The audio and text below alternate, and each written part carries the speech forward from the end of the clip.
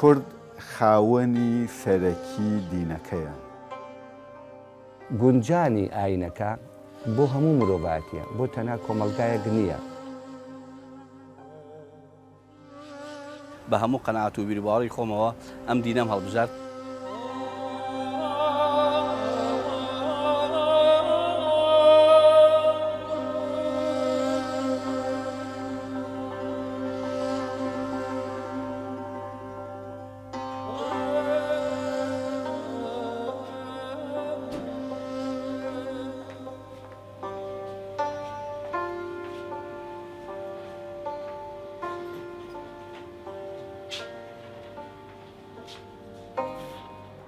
يتاتو يورا مزدا من قهاتشا وأوچسچا ورزچا يا وهواتا. ئاینی زەردەشتی کە پێی دەوترێت ئاینی مەزدیێستنا یەکێکە لە ئاینە کۆنەکانی مێژووی مرۆڤایەتی. بە تۆ پێشکەش دەکەم لە ڕێی ڕاستیداتا. مێژووی بڵاوبوونەوەی ئاینی مەزدیێستنا دەگەڕێتەوە بۆ ساڵی 1700 پێش زاین، واتە 37 سەدە پێش ئێستا. 17 سەدەی پێش زاین جیهانی مرۆڤایەتی ئەو سەردەمە بە پەیڕەوی و بە پێی ئاینی مەزدیێستنا بەڕێوە چووە و تاکە ئاین بووە کە بۆ یەکەم جار پێی بردووە بە تاکخوایی، بە یەکتاپەرستی و بە ئاراستەکردنی کۆمەڵگە بە یاسایەکی مرۆڤانەتر و مرۆڤگەرایانەتر. ئەم ئاینە بۆ یەکەم جار لەو شوێنانە بڵاوبەوە کە گەلانی ئاری نەژادی تێدا نیشتەجێ بوون. ئەو شوێنانەش وڵاتانی ئازەربایجان و ئەفغانستان و تاجیکستان و پاکستان و بەشێک لە وڵاتی کازاخستان و کوردستان و ئێرانی ئێستا ئەگرێتەوە. بەڵام کاڵێن ئێران مەبەستمان ئەو جوگرافیا سیاسیە دیاری کراوەی ئەمڕۆ نییە، بەڵکو وڵاتی ئاریەکانە کە زۆربەی هەرە زۆری وڵاتە دوور و نزیک دراوسەکانی ئەمڕۆی ئێران ئەگرێتەوە. ترادیسیۆنی زەردەشتەکان خۆی باسی لەوە دەکەن. ئاینی زەردەشت لە باکووری ڕۆژهەڵاتی ئێرانەوە لە ناوچەی بەڵخ کە دەگاتە بەشێک لە ئەفغانستانی ئەوڕۆیە تاجیکستان لێەوە سەری هەڵداوە، چون لەوێ دەردەکەوێت کە زەردەشت لە ڕۆژ ئاواوە بەرەو ڕۆژهەڵات کۆچی کردووە. سەرنجام ناوەندێکە درەختێکە کە چڵ و پۆی لێبۆتەوە، لقی زیاتری لێبۆتەوە، بەڵام درەختەکە ڕەگەکانی هەمان وڵاتی ئاریە و هەمان ڕەگەزی ئاریە. دیارە لە کوردستانی خۆشمان لە ناوچەی هەبەرامان گوندێک بە نێوی بەڵەخەیە و هێندێک کورد بۆ ئەوەی دەبنەوە، بەڵام بە باوەڕی من هەر ئەوەیە کە لە ڕۆژهەڵاتی باکووری ئێران سەری هەڵدابێت دینەکەی. بەڵخ هەیە لە ئەفغانستان، بەڵخیش هەیە لە هەورامان کوردستانی باشوور، ئەمەی ئێمە لێن پێڵێن سەر بەڵخ. ئەی کێ ئەڵێ بۆ ئێرە نەهاتووە؟ پەیامبەری ئەم ئاینە ئەش و زەردەشت بووە. لە زۆربەی سەرچاوە مێژوویەکاندا باز لەوە کراوە زەردەشت بەڕەچەڵەک کورد بووە.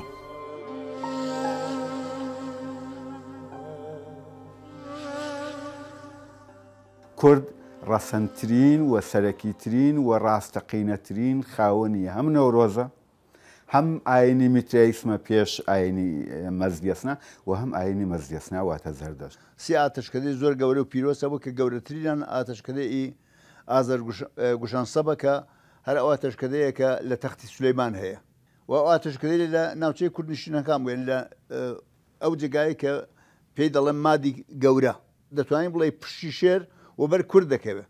کاتێک عەرەبەکان هێرش دەکەن، کوردستان زۆر درەنگتر لە شوێنەکانی دیکە بەردەست دەبێ و قبوڵی ئاین ئیسلام دەکات. زۆربەی بۆچوونەکان لەسەر ئەوە کۆکن کە زەردەشت لە وڵاتی ئاریان لەدایک بووە، لە هەرێمەیەک بە ناوی ئاریانە ڤەئیجا کە وڵاتی ئازەربایجانی ئێستایە. هەندێکیشان دەڵێن کوردە و لە کوردستان لەدایک بووە. ئەئیریانە ڤەئیجا واتە ناوەندی ئاریان. ئەم ناوەندی ئاریانە بەپێی ئەو پێناسەیە کە ئاوێستامان داتێ ئاهورامانە، کامڕۆ من پێڵێم ئاهورامان واتە هەورامان. هەورامان ئەبێتە دڵی وڵاتی ئاریا. زۆربەی هەرە زۆری بەڵگە و دێکومنت و دەلایلە عەقلی و جوگرافیەکان هەر هەمویان هەن زۆر بە بەرجەستەیی کە ئەوە ئەسلمێنن شوێنی لەدایکبوون و شوێنی پەروەردەبوونی زەردەشت و شوێنی سەرهەڵدانی ئاینەکەشی ئۆرۆمۆن یا ئاهورامانە واتە دڵی وڵاتی ئاریانڤاچ. ئاینی زەردەشتی ئاینێکی شەریعەتی نییە، بەڵکو لەسەر عەقڵ و مانتیق بنیاد نراوە. لەبەرەوە زهن باڵادەستە لە ئاینەکەدا، لەبەر ئەوەیە کە پشت بە شەریعەت نابەسترێت لە سەردەمی جیاوازدا شەریعەت دەگۆڕێت. ئێمە وشەی شەریعەت نییە بە قەدەوەی پێ دەوترێت ڕێسا و نەریتە ئاینیەکان، چونکە گونجانی ئاینەکە بۆ هەموو مرۆڤایەتیە، بۆ تەنها کۆمەلگایەک نییە.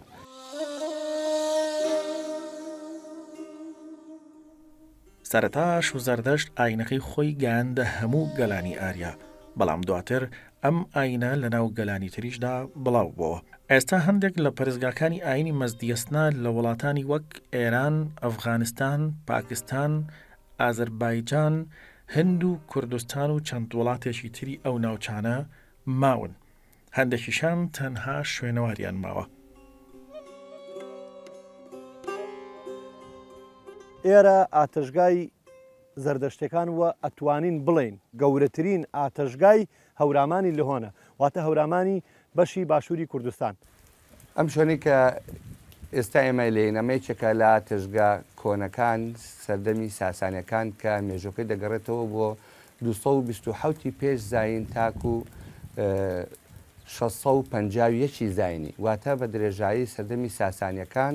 بەڵام کاتێکە سەردەم ئیسلامەکان هاتن بۆ کوردستان، پەرزگاکان دڵخان ئاگرەکان کوژانەوە. ئێرە سەربەڵخی هەورامانە کە ئەکەوێتە چەمی وەزەنەی هەورامان لە کوردستانی باشوور، ئێرە خانووی ئێشکچی ئاتەشگای زەردەشتی بووە. دیارە بەداخە و کارەساتی سروشتی لێرە لەبەرەوەی ناوچەیەکی سەخت و شاخاویە، هەرسی بەفر زیاتر لێرە ساڵانی ڕابردوو کە بەفری زۆر باریوە. ئەم دیوارانەی تێگا و تەنها ئێرە ئەیبینین خانووی ئێشکچیەکانی ئاتەشگای زەردەشتیەکان ماونەتەوە.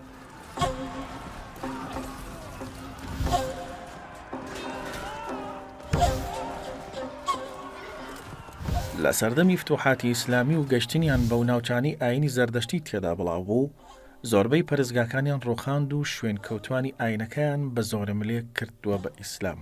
ئەوانەشی ڕازی نەبوون ئاینەکەیان بگۆڕن، شوێنەکانی خۆیان بەجێهێشت و بەرەو وڵاتانی تر هەڵاتن. کاتێ عروبە هێرشی کرد، یەکەم ئیشیان سووتاندنی کتێبەکانی ئێمە بوو.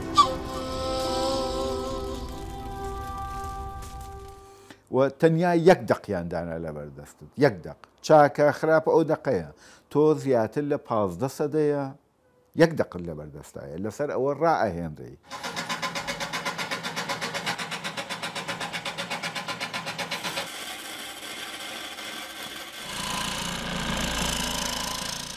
خواوەندی ئەم ئاینەش ئاهورا مەزدایە، ئاوێستاش کتێبی ئاینی مەزدیەسنایە.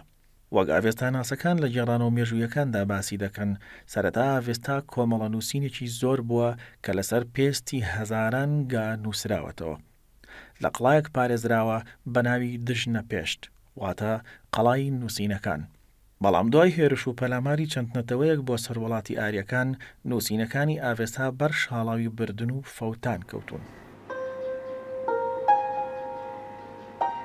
بە ئەسکەندەرتەوە، بە عروبەتەوە و بە مغۆلتەوە بەکێتەوە، بە هەر هەموو ئەمانەش ئاسەواری فکری و فەرهەنگی گەلانی ئاریان سووتاندووە کە بریتە لە کتێب و نووسین. یەک لەوانش کە تووشی فەوتان و سووتان و دزران بووە ئاوێستا بووە. بۆ نمونە ئەزانین کە ئەسکەندەر کۆی کردنەوە و بردنی وەکو دزین، وەکو بەتاڵان بردن. لانی کەمی ئەوە یاڵێن ئەسکەندەر بردی، بەڵام عروبە هاتن و سووتاندیان. ئاوێستا 6 بەشی لێماوەتەوە کە سەرەکی ترین و ڕەسەنترین بەشی گاتاکانە کە هەر هەموو دنیا هاودەنگە لەسەر ئەوەی کە ئەمانە پەیوی خودی زەردەشتن. بیر و بۆچوونی جیاواز هەیە لەسەر زمانی نووسینەوەی ئاوێستا. یەکێک لەوانە دەوترێت ئەو زمانی ئاڤێستای پێنووسراوە زمانی سانسکریتیە، واتە زمانی کۆنی هندیەکان. بە پێی قۆناغە مێژوویەکانی ئێستا گۆڕاوە بۆ زمانی داری، بەڵام هەمان زمانی داری وڵاتی ئەفغانستان نییە. بۆچوونێکی تر هەیە کە زۆربەی مێژووناسەکان لەسەری کۆکن، دەوترێت زمانی پەهلەوی بەکارهاتووە لە نووسینەوەی ئاڤێستادا. هەندێکیش لە شارەزایان و شوێنکەوتوانی ئەم ئاینە پێیان وایە زمانی ئاڤێستا ئاهوراییە و تایبەتە بە ئاینەکە. دەژڵێن ئەم زمانە زۆر نزیکە لە زمانی کوردیەوە، بە تایبەت شێوەزاری هەورامی. زمانی ئاڤێستا پێڵێن زمانی دین دەبیرە، واتە نووسینی دینی یا نووسراوی دینی یا خەتی دینی. دەبیرە واتە خەت. ئەگەر سەرنجتاندا بێ من لە کۆتایی بەشی یەکەم یا نەسکی یەکەمی ئاڤێستایە وتومەکە ئەم زمانە زمانی ئاهوراییە، واتە زمانی هەورامیە و فەرهەنگۆکێکیشم داوە کە چەندە نزیکن لەگەڵی یاکووە چەندە تێکەڵن. زمانی ئەوێستایی لە زمانی سانسکریتەوە زۆر نزیکە. تەنانەت خوێندنەوەی کتێبی ئەوێستاش یا بڵین ئەو ئاینەکە و نووسراوەتەوە لە ڕێی خوێندنەوەی ڕێگویداوە پاشانەکان ڕۆژهەڵات ناسەکان توانیویانە وردە وردە بیخوێندنەوە. پەیوەندی زمانی ئاڤێستایی یان ئاینی زەردەشتی لەگەڵ کووردا هەمان پەیوەندیەکە لەگەڵ فارسە هەیەی ئەو زمانەیانە و ئاینە، یان لەگەڵ بلوچە هەیەی، یا لەگەڵ زمانەکانی تری ئاریاییە هەیەی. زمانی ئەوێستایی 83,000 وشەی لێبەجێماوە لە فارسی کۆن ئی سەردەمی هەخامەنیشەکان بە هەموو لە تەوای ئەو بەردەنووسانی کە نووسیانە 400 وشەی لێ دەردەکەوێت. زمانی ئەوێستایی زمانیشی زۆرتر دەگەڵ زمانی کوردی دێتەوە، یعنی تەنانەت مینۆرسکی لە 1939دا لە کۆنگرەی تاقاتیراندا باز لەوە دەکات، دەڵێ ئەگەر ئێمە بمانەوێ درێژە پێدەری زمانی ئەوێستایی بدۆزینەوە دەبێت بچینەوە سەر شێوەزاری کوردی مکریان.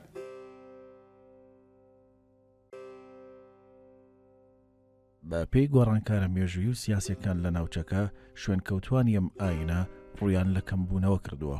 ئامارێکی ساڵی 2001 پێمان دەڵێت ژمارەی زەردەشتەکان لە جیهاندا لە 2 ملیۆن کەس زیاترن کە دابەش بوون بەسەر وڵاتانی هندستان، ئێران، ئەفغانستان، ئازەربایجان، کوردستان، هەندێکیشان دەکەونە وڵاتانی وەک تاجیکستان و ئەرمەنستان و ئوستورالیا. تەنانەت لە وڵاتانی کیشوەری ئەمریکای باکووریش بوونیان هەیە. ئەم سەر هەڵدانەوەی ئاینی زەردەشتی دوو هۆکاری هەیە. هۆکارێکیان ئەوەیە کە بەشێکی زۆری نوخبەی کوردی، ئەوەی کە ئایندار و دیندار و خوداپەرستن، بێئومێدن لە دینی ئیسلامی و لە نزیکایەتی دینی ئیسلامی لەگەڵ نەتەوەی کووردە. دووهەم، کورد ڕاستە بە ناوی زەردەشتیەوە ئاینی نەماوە، یان کەسانێک نین لە ناو کوردستانە پیان بووترێ زەردەشتی، تەنانەت یەک کەسیش نەبوون. بەڵام ئێمە چەند ئاینمان هەیە لە کوردستانە لە ناوەڕۆکە هەمان ئاینی زەردەشتی. هەم ئێزیدیەکان ناوەڕۆکی ئاینیان وایە، یا رسانەکان یان ئەوەی کە لە هەنگێ شوێن پێوترێ ئەهلی حەق و لە کوردستانی خۆمان لە کوردستانی باشوور پێوترێ کاکەی، هەمان ناوەڕۆکی ئاینیان هەیە. عەلەویەکان، شەبەکەکان، دروزەکانیش هەمان ناوەڕۆکی ئاینیان هەیە. ئەم ئاینانەی کورد کە لە سەدا نزیکەی 30 تا 40 کورد، مەبەستم هەموو کووردە سەر بەم ئاینانە. بەم ئاینانە وترێ ئاینی یەزدانی. دیقەت بە بەماناڵین ئاین، بەڵام بە زەردەشتیڵین دین. من بڕواوە ئەمانە ئەو ئاینانن کە لە دینی زەردەشتی ماونەتەوە و بە ناوی ترەوە. بە درێژایی مێژووی ئیسلام لە کوردستاندا زەردەشتی هەبووە، بەڵێ خەڵکانێک بوون بە دزیەوە ئاینی زەردەشتیشان پەیڕەوی کردووە و ئاینی ئیسلامیشیان پەیڕەو کردووە.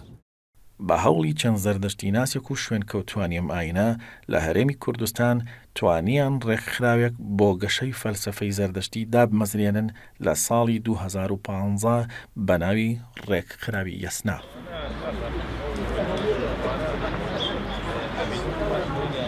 بەخێربێن بۆ ڕێکخراوی یەسنا.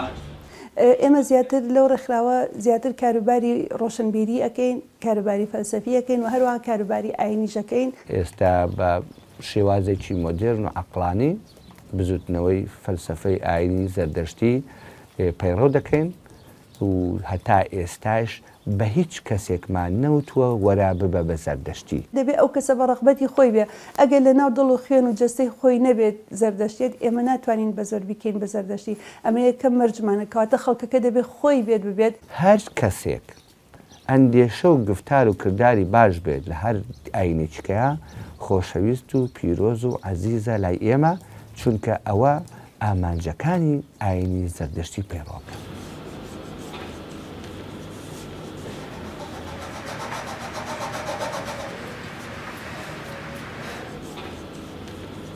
مەراسیمی پشتێن بەستن بە جۆرەی قۆناغەکانی ئاینی زەردەشتی ئاڵگۆڕی بەسەرا هاتووە کاتی خۆی بە بەن تاڵەبەن 72 تاڵەبەنیان لە یەک چنیوە 72 تاڵ واتە بە سیمبولی 72 بەشی یەسنا 72 یا بە تعبیر ئەمڕۆ بڵێن ئاەتەکەی یەسنا سوورەتەکەی یەسنا. لە ئێستادا ئێمە وەکو نەوەکانی زەردەشت لە کوردستاندا کە ڕەمزی پیرۆزی کوردانی ئێمە ئەم جۆرە پشتێنەیە لەسەر بنەمای سێ ئەڵقا. گرەی یەکەم پەیمان بێ ئەی ئەش و زەردەشت ئەی پەیامبەرەکەم ئەندێشەم بیرکردنەوەم چاک بێ. گرەی دووەم پەیمان بێ زمانم چاک بێ. گرەی سێیەم پەیمان بێ کردەوەم چاک بێ. بەناوی ئەورە مەزدای زانایی دلۆڤان عاشقە و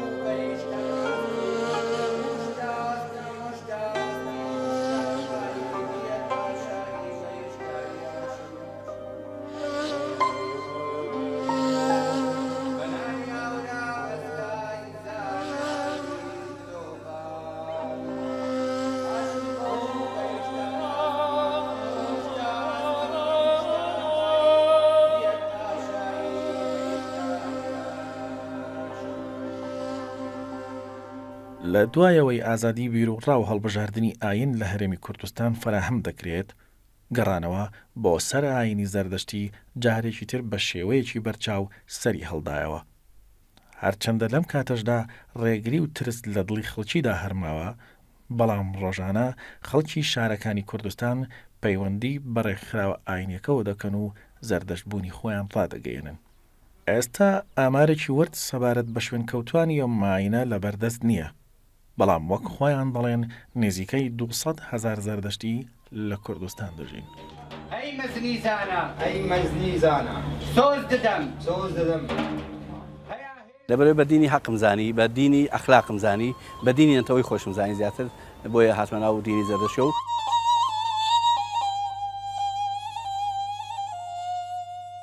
فەلسەفەیەکی کۆنی میلەتەکەمانە بۆیە پێم خۆشە پەرە بسێنێ. بێ زەختی چ کەسی سەر ئێمن بە ئیرادی خۆ من هاتمە سەر ئەو ئاینی من هەر لە مناڵیەوە لەلایەن باوکمەوە فێرکراوم کە ئێمە زەردەشتین لەبەرەوە هەر بە زەردەجیش ئەمێنینەوە.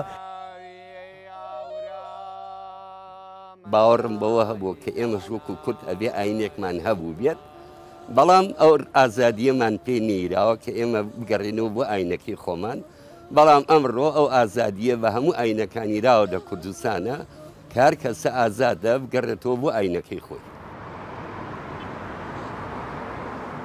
یاسای ژمارە 11 ساڵی 2007 پەرلەمانی کوردستان کە تیایدا ناوی وەزارەتی ئەوقاف و کاروباری ئیسلامی گۆڕا بۆ وەزارەتی ئەوقاف و کاروباری ئاینی.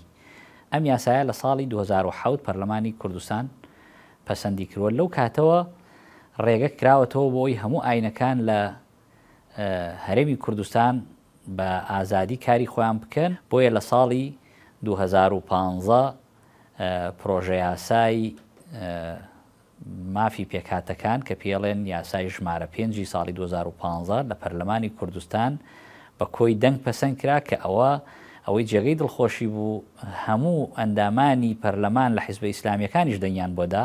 نوێنەرمان ناردە وەزارەتی ئەوقاف وەکو نوێنەری ئاینەکان ئێمە ئافرەتێکمان نارد بۆ ئەوە بسەلمێنین کە ژن و پیاو لای ئێمە وەکو یەکن چونکە سەرنجام مرۆڤن و ئەوەی تەحکومەکە کەرامەتی مرۆییە کە ئاینی زەردەشتی هاتە ناو ئاینەکانی ترەوەی کوردستان کە هەشت ئاینن لەوانە طبعاً ئاینی ئیسلام ئاینی مەسیحیەت کە مەسیحیەت و ئاینی یەزیدی بەڕێبەرایەتی گشتیان هەیە سابیعەی اینجا زەردەشتی سابیعەی مندایی بەهایی جووەکان کاکەیەکان و زەردەشتیەکان کە هەشت ئاینن کە هاتە ناو ئاینەکان تا ئێستا من هیچ شێوەیەک بە هیچ شێوەیەک نەمدیوە هیچ ئاینێک ڕقی لێ بێتەوە یان پێی ناخۆشێت بە پێچەوانەوە ئیحتیمامێکی زۆرە دەن بە زەردەشتەکان. ئێمە لە کوردستان تەنیا پشت ئەستور نین بە لایەنە یاساییەکە ئەو یاسایی کە لە پەرلەمان دەرچووە بەڵکو پشت ئەستورین بە خواستی جەماوەری و کرانەوەی فکری خەڵک بۆ ئاینەکان و لێبوردەی و پێکەوەژیان کە خەڵکی کوردستان تەواو جیاوازە لە نەتەوەکانی تری ڕۆژهەڵاتی ناوەڕاست. بەنای خودای گەورەی میرەبان ناورە مەزدا خودای تاک و تەنها ئەشم بەهوو وەیشتە ماستی ئوشتە ئاستی ئەو نوێژەی ئەمڕۆ لە ئیسلامە هەیە ئەکرێ دەقاودەق کۆپی کراوە لە نوێژی زەردەشتیان دەقاودەق بەبێ یەک چرکە جیاوازی بە کاتەکانیەوە ڕۆژی 5 جار ستایشی ئاهورە مەزدا و ئەم شاسپەندەکان دەکەین لە 5 کاتی جیاوازدا نوێشکردن لە ئاینی مەزگەسنایە سوژدەبردن و تەسلیمبوون نییە خوا سەرچاوی گێتیە سەرچاوی بوونە سەرچاوی ژیانە پریشکێک تیشکێک لەو سەرچاوەیە کەوتۆتە بەرمن بوومەتە ئەم گیان لەبەرە.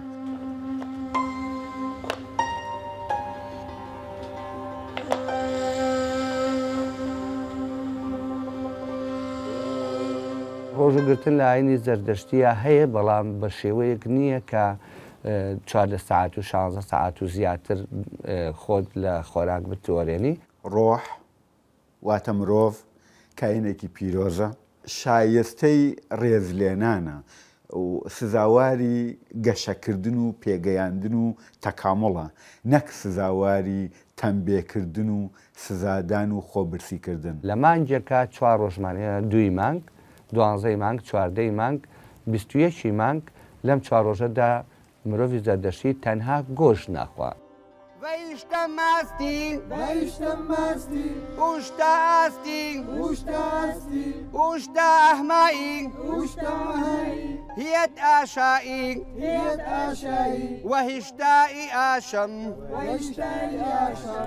یەتا ئاهوم وەئیروم ئاتەرە ئوش ئاشان چیت هەچان وەنگە هەئوش دەستدان مەنگە ئەهوو شیان ئاتنە ئام ئانگە ئەهوش هەر کەسێک ئەندێشە و گفتار و کردداری باش بێت لە هەر ئاینێکیکەیە خۆشەویست و پیرۆز و عەزیزە لای ئێمە چونکە ئەوە ئامانجەکانی ئاینی زەردەشتی پەیڕاو بکات.